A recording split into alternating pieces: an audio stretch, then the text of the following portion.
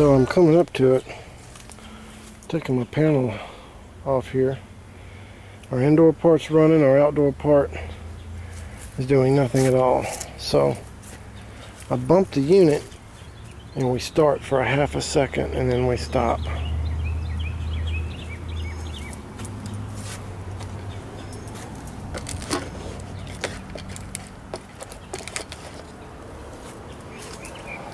So here's our unit here.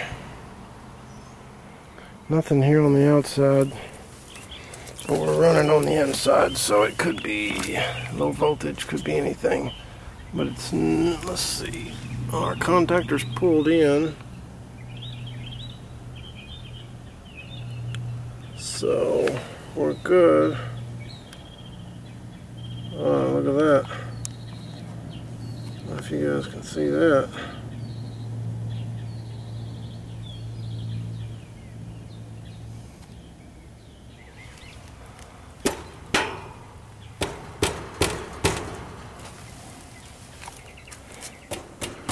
The reason it came on just for a second when I bumped it and then cut right back out. It's got a bad connection on that contactor, but try to get it to do it now, but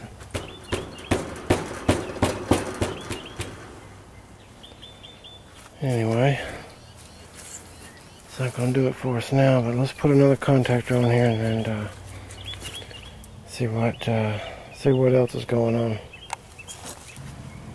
Yeah, check that out. Insulation on this one.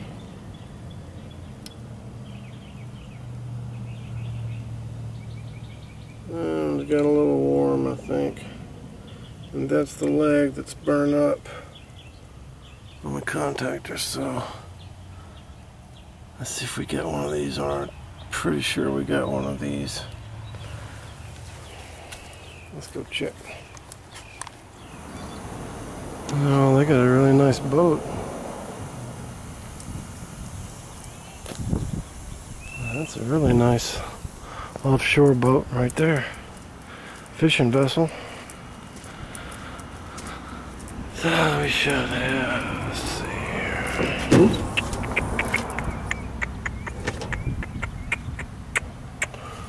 here. Yep. That would be it right there. Just take a look.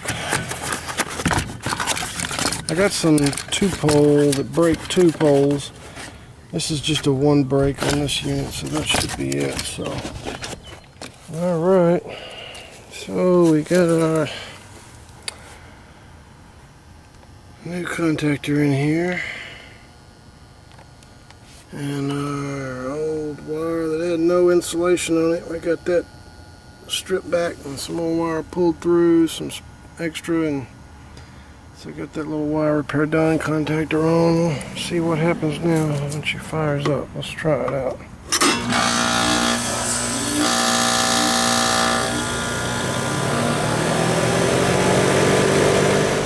Let's see what that's gonna run.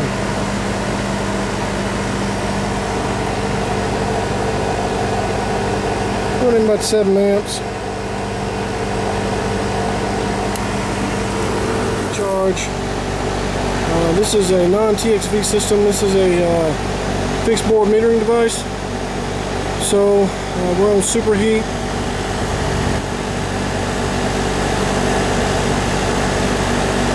I'm going to take a target superheat, just initially anyway. I'm going to take a target superheat here in a second, and we'll see where it's supposed to be and correct the charge. Let's do that.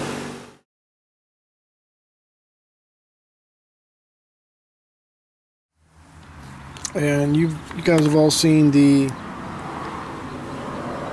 DeWalt,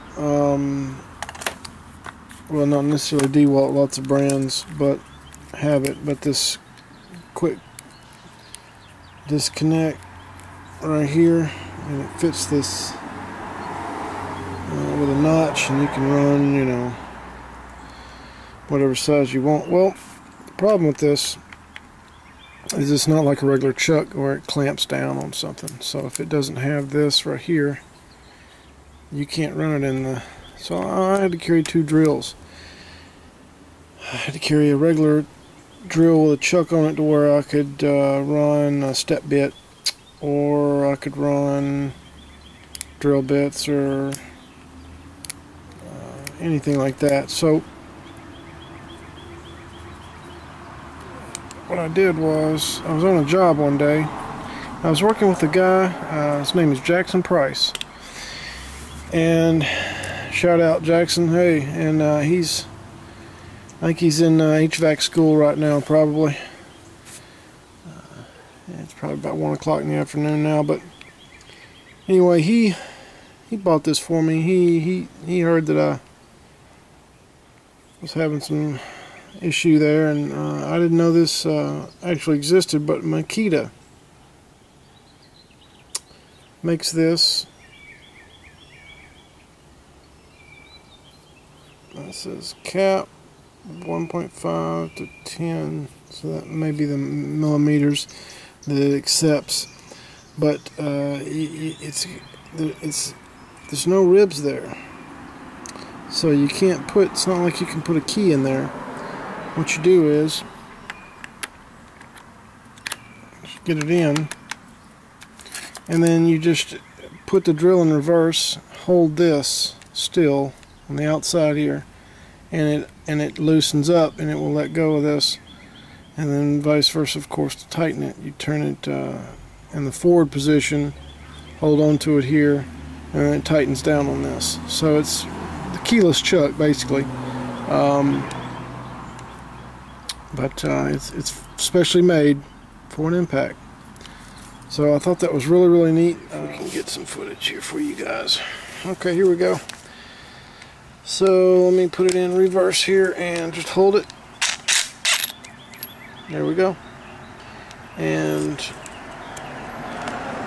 let's see there on the inside. Go back to forward.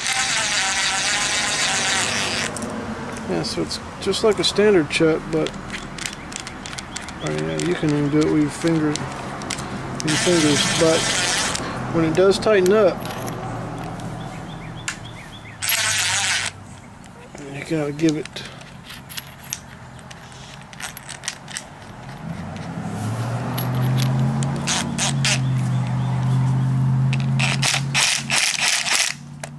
a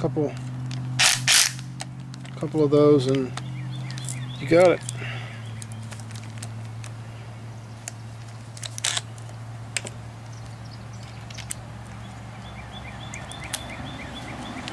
That's the reason I like it. And I had never seen it before, so I wanted to show you guys that new tool I had.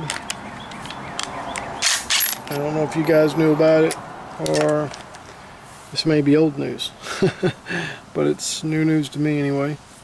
It's here it basically is, and I really like it a lot. Alright, you guys, until next time. Alright, we got our old trusty SRH2 here, field piece diagnostic psychrometer, and it does a lot more than just a psychrometer. Not only does it tell you your relative humidity, your dew point, your wet bulb, and your dry bulb, but it also computes and calculates your target superheat and target evaporator exit temperature. So I really like this little thing. I carry around the little chart and all that, but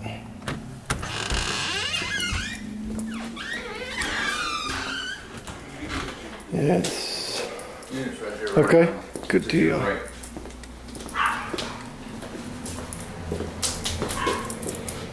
So we're just going to turn it on, and we're going to first get, we got a backlight, I like that. First thing you can see is the indoor, the ID, and the wet bulb there.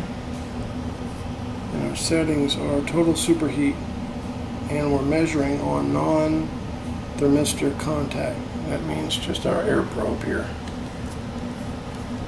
So we're just going to get a magnet on it. We're just going to set it there and just wait a minute or two. Here's our system here.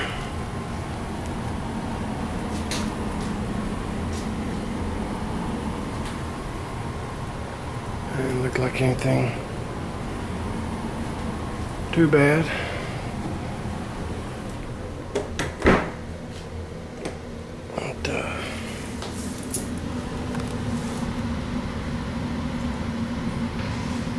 Looks like our filter's good.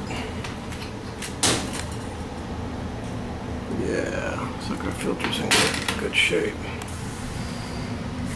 So we've arrived at a pretty steady temperature here. So we're going to go and hit enter. So we enter in that indoor wet bulb, and now it's asking us for OD, outdoor DB dry bulb. So let's go out here and get our dry bulb from our air entering our condenser.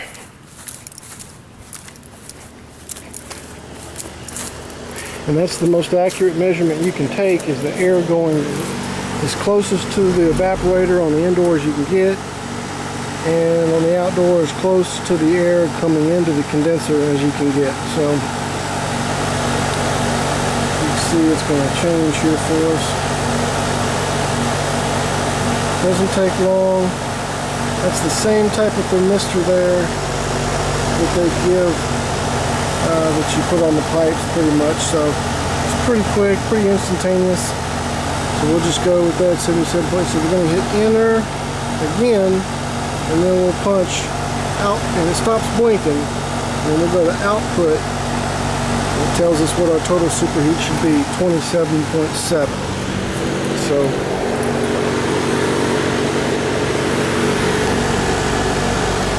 come over here, and we're a little overcharged, it looks like. So what we'll do is just adjust our charge a little bit, get it right for them, and we'll come back to you guys, get another shot. Okay, we took another measurement, and it came down to about 21, and we're fluctuating between 18 and 20 on our superheat, so we're going to call that one done. And it's starting to rain on us now, so it's starting to thunder real bad, so we're going to pack it up and call this one done. Alright guys, catch you on the next one. I just want to say thanks to everybody on YouTube who does videos and makes information out there for all us techs to watch and learn from. And I just want to thank every one of you guys. No matter how big or small your video is, no matter what it is, as long as it's informative and it gives us inspiration in the field, and I want to thank each and every one of you guys for that, and how you help me. Alright guys.